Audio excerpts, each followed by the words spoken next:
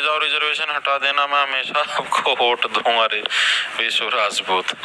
भाई राजनीति में जाना इतनी आसान चीज नहीं है, राजनीति में जाना इतनी आसान चीज होती है तो आज हर कोई व्यक्ति सांसद या विधायक के लिए इलेक्शन लड़ता, बहुत ज्यादा पैसा लगता है भाई। ये जो पॉलिटिकल जो पार्टी है ना, जो जैसे बीजेपी या कांग्रेस है, अरबपति हैं पार्टियां, क्योंकि इन्होंने सारे कानून अपने हिसाब से बना रखे हैं। अब इनका जो पार्टी फंड होता है, पार्टी फंड यानी जिसके पार्टी का जो एक खाता होता है, उसके ऊपर कोई टैक्स नहीं है।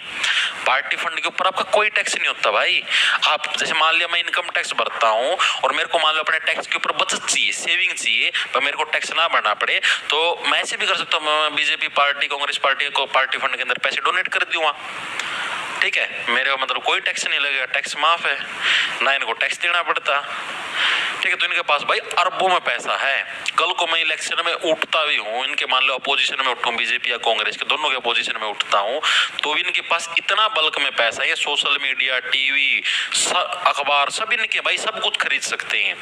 ये मेरी इतनी नेगेटिव इमेज भी बना सकते हैं, क्या पता आप लोग मेरे को देशद्रोही समझने लगे जाओ,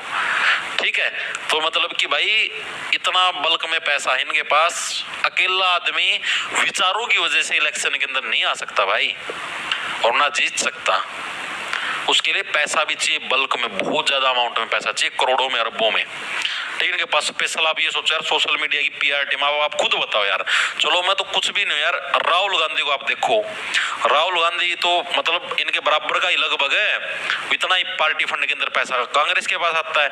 और बीजेपी के पास तो करोड़ों में, अरबों में आता है पैसा। अब बीजेपी ने बताओ कैसी इमेज बना रखी है उसकी, राहुल गांधी जी की आपने देखी होगी,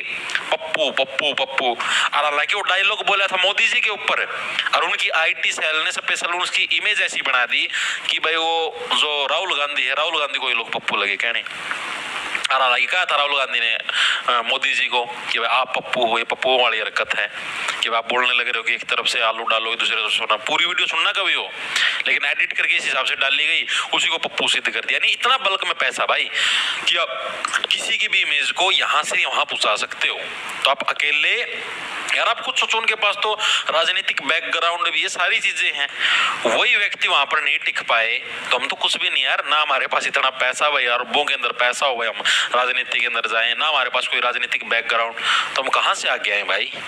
खुद सोच के देखो। आजकल तो आपने देखे ईवीएम के अंदर कभी वोट चोरी होगी, ईवीएम हैक होगी, क्या पता कि क्यों हो भाई। तो भाई इसके अंदर जाना मतलब बहुत ही, इन्होंने एक ऐसा जाल बिछा दिया है कि बहुत मुश्किल उसको भेद के ऊपर जाना। अपनी जैसी सोच के सारे लोग जब ऊपर जाएंगे ना, तब जाके बात बनेगी। और जैसे आगे जो इलेक्शन, उसमें युवा लोग हैं, वो ज्यादातर इलेक्शनों के अंदर उठे और वही इलेक्शन जीते, आप लोग भी उनको वोट दें बल्क मात्रा के अंदर,